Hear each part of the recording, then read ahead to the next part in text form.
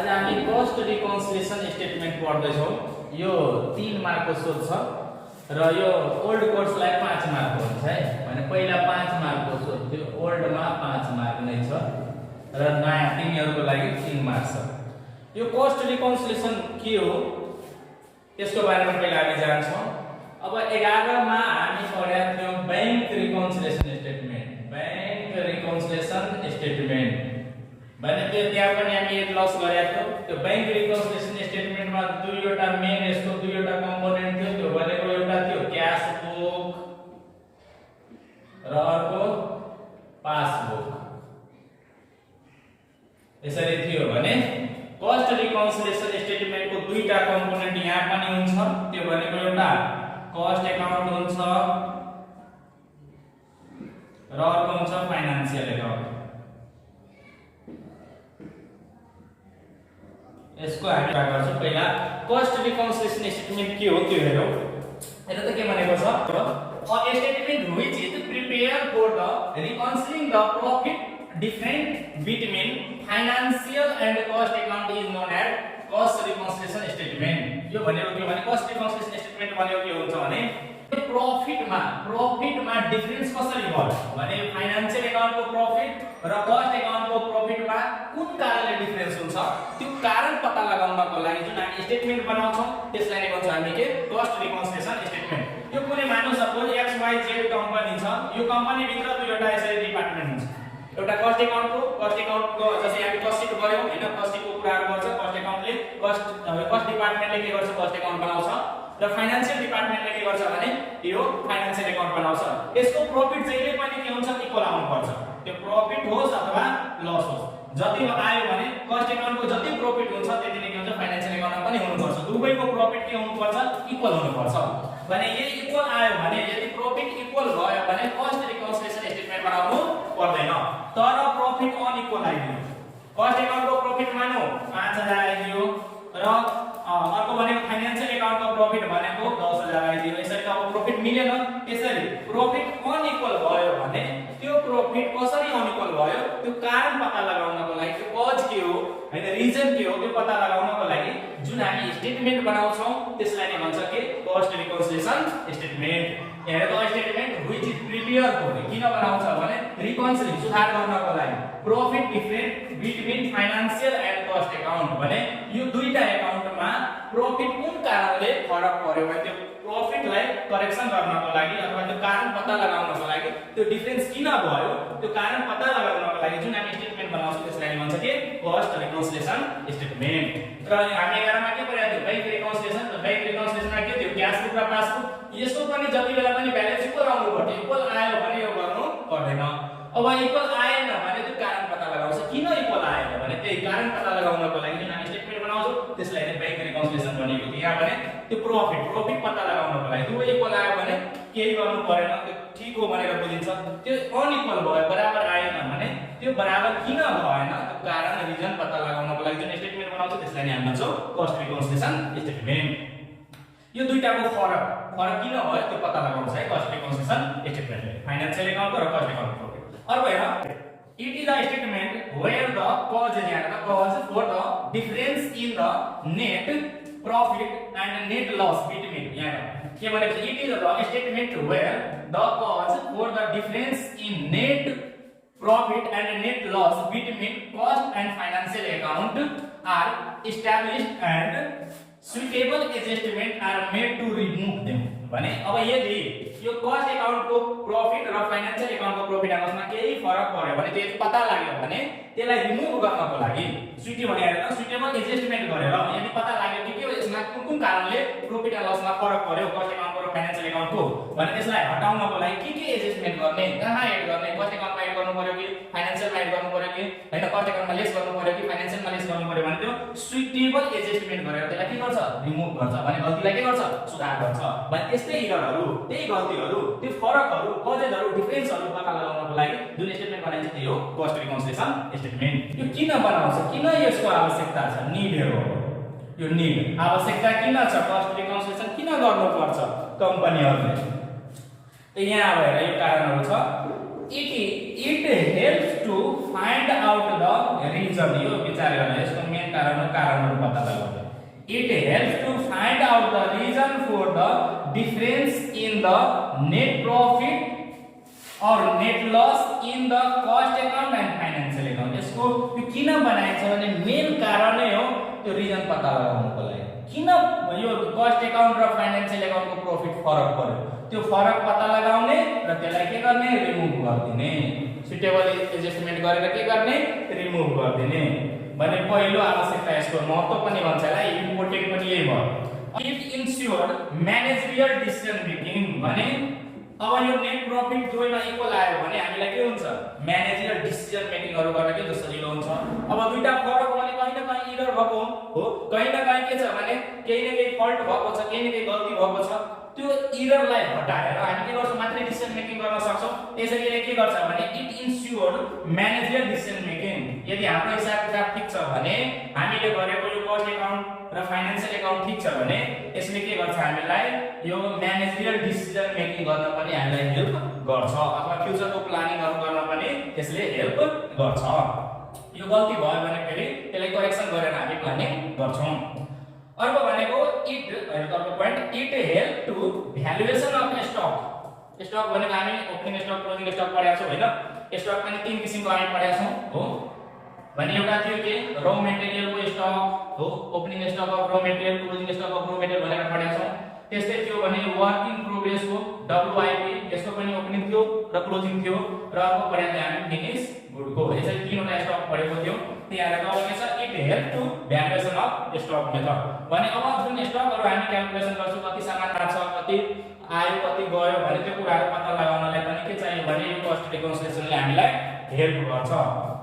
भने के भन्छ it help to valuation of stock method भने यो कस्ट रिकन्सिलिएसन स्टेटमेन्टले के गर्छ भने स्टक भ्यालुएसन गर्न पनि हामीलाई हेल्प गर्छ. जस्तै हामी लिफो पिफो मेथडहरु पढ्यौ त्यसलाई भ्यालुएसन गर्न पनि के हुन्छ कि कस्ट रिकन्सिलिएसनले हेल्प गर्छ.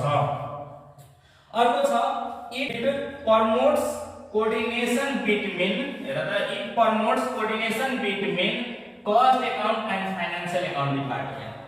कुनै पनि कम्पनीमा के हुन्छ भने विभिन्न डिपार्टमेन्टहरु हुन्छ.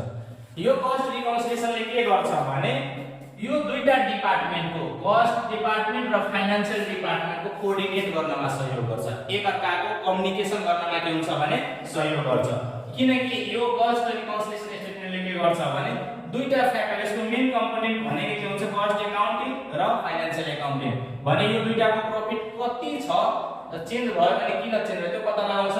यदि चेन्ज आयो भने के हुन्छ भने म्यानेजमेन्टले कस्ट डिपार्टमेन्टसँग पनि कोर्डिनेट गर्छ, फाइनान्शियल डिपार्टमेन्टसँग कोर्डिनेट गर्छ. एकअर्कासँग छलफल गर्यो भने के हुन्छ राम्रो रिलेसन बन्छ भने एकअर्कासँग सम्बन्ध सुधार गर्न पनि यो कस्ट रिकन्सिलिएसनले के गर्छ भने हेल्प गर्छ. भने कस्ट डिपार्टमेन्टको र फाइनान्शियल डिपार्टमेन्टको एकअर्कासँग कम्युनिकेट गरेर त्यो के गर्छ भने इररहरु पनि रिमुभ गर्छ र सम्बन्ध पनि के हुन्छ राम्रो बन्छ. त्यही भनेछ it promote coordination between cost account and financial account department. Coordinate गरेर त्यो के गर्छ भने फ्रडहरु के भएको छ, इरर कसरी भएको छ अथवा कुन कारणले कुन रिजनले फरक परेको त्यो पत्ता लगाउनको लागि के हुन्छ भने हेल्प गर्छ. अब एक समझाइ कस्ट रिकन्सिलिएसन स्टेटमेन्ट के भयो भने कस्ट रिकन्सिलिएसन स्टेटमेन्ट भनेको कस्ट अकाउन्ट र फाइनान्शियल अकाउन्टको प्रॉफिटमा यदि फरक आयो भने त्यो फरक किन भएको हो त्यो पत्ता लगाउनको लागि जुन हामी स्टेटमेन्ट बनाउँछौं त्यसलाई नै भन्छ cost reconciliation statement. Cost reconciliation स्टेटमेन्टको मेन टार्गेट हुन्छ त्यो इरर किन भयो यो कारण पत्ता लगाउँछ, कजेस पत्ता लगाउँछ. र त्यो कजेस पत्ता लाग्यो भने त्यो कारण पत्ता लाग्यो भने सुटेबल एडजस्टमेन्ट गरेर त्यसलाई रिमुभ गर्ने हैन. गल्ती पत्ता लाग्ने बित्तिकै त्यसलाई के गर्ने सुटेबल एडजस्टमेन्ट अथवा त्यो गल्तीलाई कसरी सच्याउन सकिन्छ त्यो सच्याउने काम कसले गर्छ कस्ट रिकन्सिलिएसन स्टेटमेन्टले गर्छ. भने यसको मेन पर्पस के भयो भने कस्ट अकाउन्ट र फाइनान्शियल अकाउन्टको प्रॉफिटमा चेन्ज कसरी आयो त्यो कारण पत्ता लगाउने र त्यसलाई रिमुभ गरिदिने र यसको यो निड्स भयो. ल यो कस्ट रिकन्सिलिएसन स्टेटमेन्टमा के हुन्छ दुईटा मेन अब यसको कम्पोनेन्टहरु हुन्छ. एउटा कस्ट अकाउन्ट र अर्को फाइनान्शियल अकाउन्ट. यसको यो चेन्जलाई यसले के गर्छ भने देखाउँछ यो स्टेटमेन्टले यो किन फरक पर्यो. अब इक्वल आयो भने के हुन्छ भने हिसाब किताब ठीक भएको मानिन्छ. तर यो दुईटा फरक पर्यो भने यसको नेट प्रॉफिट अथवा नेट लस फरक पर्यो भने चेन्ज आयो भने अनइक्वल भयो भने मात्र यो स्टेटमेन्ट बनाइन्छ. अब हेर यो किन चेन्ज हुन्छ यो यसको नेट प्रॉफिट कस्ट अकाउन्टको प्रॉफिट र फाइनान्शियल अकाउन्टको प्रॉफिट किन फरक आउँछ केही यहाँ कारणहरु दिएको छ causes or reason for difference between profit shown by cost account and financial account यो किन फरक हुन्छ भने केही यस्ता कारणहरु हुन्छ है जस्तै आइटम्स शो यहाँ टेक्नोमा items show only in financial account भने कुनै अब मानौ डिप्रिसिएसन छ अब डिप्रिसिएसनलाई मात्रै एन्ट्री गर्यो कसले फाइनान्शियल अकाउन्टले फाइनान्शियल अकाउन्ट भित्र के गर्छ final account income statement balance शीटहरु statement of retain earning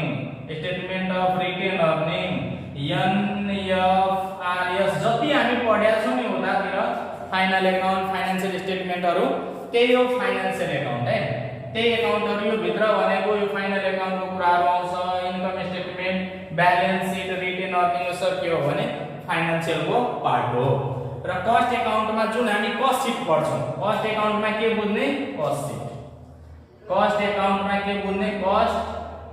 sheet अथवा टेन्डर शीट जे पढ्या छौं त्यो भनेको कस्ट शीट भित्र जे कुराहरु आएको छ त्यो भनेको कस्ट अकाउन्टले हेर्छ फाइनान्शियल अकाउन्टले भनेको फाइनल अकाउन्टमा गरेको कुराहरु इन्कम स्टेटमेन्टमा ब्यालेन्स शीटमा गरेको कुराहरु के हुन्छ फाइनान्शियल अकाउन्ट भित्र पर्छ अब हेर त item show only in cost account माने यो डिप्रिसिएसन त दुबैमा आउँछ हामी के गरेका छौं प्रॉफिट एन्ड लसमा पनि डिप्रिसिएसन शो गरेका छौं र कस्ट अकाउन्टमा पनि डिप्रिसिएसन राखेका छौं अब यो डिप्रिसिएसनको एन्ट्री मात्रै फाइनान्शियलले गर्दियो तब डिप्रिसिएसनको एन्ट्री फाइनान्शियलले गर्दियो भने फाइनान्शियलको त प्रॉफिट घट्छ डिप्रिसिएसन भनेको एक्सपेन्सेस हो भने प्रॉफिट के हुन्छ घट्छ भने यसको प्रॉफिट घट्यो भने कस्ट अकाउन्टको प्रॉफिट यसले शो गरेन भने बढ्छ यसरी item show only in financial account कुनै आइटमको एन्ट्री यदि फाइनान्शियल अकाउन्टमा मात्रै गर्यो भने के हुन्छ भने फाइनान्शियल अकाउन्टको प्रॉफिट घट्छ भने अर्को कस्ट अकाउन्टको प्रॉफिट के हुन्छ बढेको हुन्छ भने एउटा फरक हुने कारण के भयो कुनै आइटमलाई हामी एउटा अकाउन्टमा मात्रै शो गर्यो भने के हुन्छ प्रॉफिट चेन्ज हुन्छ अर्को छ 2 नम्बरमा हेर item show only in cost account अब यही डिप्रिसिएसन छ खाली कस्ट अकाउन्टमा देखाइयो फाइनान्शियलमा देखाइयो त यो अब कस्ट अकाउन्टको के हुन्छ प्रॉफिट घट्छ किनकि डिप्रिसिएसनले के हुन्छ एक्सपेन्सेस हो एक्सपेन्सेस बढ्यो भने यहाँ त एक्सपेन्सेस बढ्यो भने एक्सपेन्सेस यदि इन्क्रिज भयो भने प्रॉफिट के हुन्छ डिक्रिज हुन्छ एक्सपेन्सेस बढ्यो भने खर्च धेरै भयो त प्रॉफिट कम हुन्छ त्यस्तै एक्सपेन्सेस यदि कम भयो भने खर्च यदि कम छ भने प्रॉफिट के हुन्छ बढ्छ यही कुरा दिमागमा राख्नु expenses increase profit decrease expenses decrease profit increase त्यस्तै इन्कम यदि इन्क्रिज भयो भने आम्दानी बढ्यो भने प्रॉफिट पनि के हुन्छ बढ्छ आम्दानी घट्यो प्रॉफिट पनि के हुन्छ घट्छ यही गर्नु यसमा हामी प्रॉफिट यदि प्रॉफिट बढेको छ भने प्लस गर्ने अथवा एड गर्ने र यदि प्रॉफिट घटेको छ भने के गर्ने लेस माइनस गर्नु पर्छ यही एड र लेस गर्छ यहाँ हेर त item show only in cost account यदि कस्ट अकाउन्टमा कुनै एक्सपेन्सेस मात्रै देखाइदियो भने एक्सपेन्सेस मात्रै कस्ट अकाउन्टमा देखाइदियो र एक्सपेन्सेस बढ्यो भने प्रॉफिट के हुन्छ घट्छ त्यस्तै अर्को भनेको 3 नम्बरमा ओभरहेड भनेको खर्च जुन हामी कस्ट शीटमा गरेका थियौ नि ओभरहेडमा हैन factory overhead selling and distribution overhead office and administrative overhead त्यो ओभरहेडहरु ओभर र अन्डर रेकर्ड गरिदियो भने ओभर भनेको धेरै रेकर्ड गर्नु अन्डर भनेको कम रेकर्ड गर्नु भने ओभरहेडको कारण पनि के हुन्छ ओभरहेड यदि कम बेसी एन्ट्री गरिदियो हैन कस्ट अकाउन्टमा मानो 5000 गरिदियो फाइनान्शियलले 10000 गरिदियो यसरी ओभरहेडको अमाउन्ट कम बेसी एन्ट्री भयो भने के हुन्छ प्रॉफिट फरक पर्छ अर्को भनेको के हुन्छ एबनर्मल गेनहरु यदि एबनर्मल गेन र लस भने एबनर्मल गेन र लस यदि क्वेशनमा दिएको छ र एबनर्मल लस एन्ड गेन को शो गर्ने भनेकै फाइनान्शियल अकाउन्टले हो एबनर्मल लस र गेन को शो कहाँ गर्छ फाइनान्शियल अकाउन्टले त यो आम्दानीहरु अथवा लसहरुको एन्ट्री फाइनान्शियलले गर्यो कस्टले गरेन भने दुवै बीचको प्रॉफिट के हुन्छ फरक आइहाल्छ त यो एबनर्मल गेन और लस को कारण पनि के हुन्छ प्रॉफिट चेन्ज आउँछ अथवा अनइक्वल हुन्छ। अर्को भनेको difference method of charging depreciation. अब 11 क्लास भनेको दुईटा पढाएको थियो, एउटा के स्ट्रेट लाइन मेथड र अर्को पढाएको थियो के डिमिनिशिङ ब्यालेन्स मेथड। यो दुईटा मेथड हामी पढेको थियौं। अब अरु मेथडहरु ब्याचलरतिर पढिन्छ। तब यो हेर त डिप्रिसिएसन निकाल्ने विभिन्न मेथडहरु छ। त यो सबबाट स्ट्रेट लाइनबाट डिप्रिसिएसनको अमाउन्ट छुट्टै आउँछ र डिमिनिशिङ ब्यालेन्स मेथडबाट डिप्रिसिएसनको अमाउन्ट छुट्टै आउँछ। तब यो फरक अमाउन्टको कारणले पनि के हुन्छ, प्रॉफिट फरक पर्छ। यदि डिप्रिसिएसनको अमाउन्ट मानो स्ट्रेट लाइनले डिप्रिसिएसनको अमाउन्ट 10000 र यो डिमिनिशिङ ब्यालेन्स मेथडले मानौ 8000 निकाल्यो भने त डिप्रिसिएसन भनेको खर्च हो। यदि खर्च धेरै छ भने प्रॉफिट के हुन्छ, कम हुन्छ र खर्च कम भयो भने प्रॉफिट के हुन्छ, बढ्छ। त यो के छ भने difference method of charging depreciation भने यो जुन मेथडहरुले गर्दा पनि के हुन्छ, प्रॉफिट कम बेसी अथवा फरक आउने गर्दछ। यो भने कारण अर्को यो हो। अर्को भनेको different method of valuation stock. स्टकको भ्यालुएसन पनि विभिन्न मेथडले गरिन्छ। हामी लिफो पढेका छौं, 2 नम्बरमा फिफो पढेको छौं। त्यसपछि अर्को भनेको हामी वेटेड एभरेज मेथड पढेका छौं, वेटेड एभरेज कस्ट मेथड पढेका छौं हो। त्यसपछि हामी पढेका छौं सिम्पल एभरेज मेथड पढेको भनेर एउटै स्टकको भ्यालुएसन गर्नको लागि विभिन्न मेथड छ हैन। यो मेथडले गर्दा पनि के हुन्छ, यो कस्ट अकाउन्टको प्रॉफिट र फाइनान्शियल अकाउन्टको प्रॉफिट के हुन्छ, फरक परेको हुन्छ। भने यही फरकहरुलाई पत्ता लगाएर कस्ट रिकन्सिलिएसन स्टेटमेन्टले के गर्छ भने यही फरकहरुलाई पत्ता लगाएर किन फरक भयो त्यो पत्ता लगाएर के गर्छ, रिमुभ गर्छ, त्यसलाई के गर्छ, हटाउँछ। अब यो हेर, यो प्वाइन्ट चाहिँ विचार गर्ने मेन यही हो है, प्वाइन्ट टु नो। यो प्वाइन्ट विचार गर्ने, यदि एक्सपेन्सिभ इन्क्रिज भयो भने प्रॉफिट के हुन्छ, डिक्रिज हुन्छ। खर्च धेरै छ भने प्रॉफिट के हुन्छ, बढ्छ। खर्च कम भयो भने के हुन्छ, प्रॉफिट बढ्छ। त्यस्तै इन्कम धेरै छ भने प्रॉफिट पनि बढ्छ। आम्दानी धेरै छ हैन, आम्दानीबाट खर्च घटायो भने प्रॉफिट पनि धेरै हुन्छ। अब के हुन्छ, इन्कम कम छ भने प्रॉफिट पनि के हुन्छ, कम हुन्छ। यसरी यहाँ प्रॉफिटलाई बेस लिने। यदि प्रॉफिट इन्क्रिज भइरहेछ, प्रॉफिट बढिरहेछ भने के गर्ने, प्लस एड गर्ने। यदि प्रॉफिट घटिरहेछ भने त्यसलाई के गर्ने, लेस माइनस गर्ने। यति बुझ्नु पर्यो। प्रॉफिट को बेस लिने। यहाँ प्रॉफिट बढ्यो भने एड गर्ने, प्रॉफिट घट्यो भने के गर्ने, लेस गर्ने।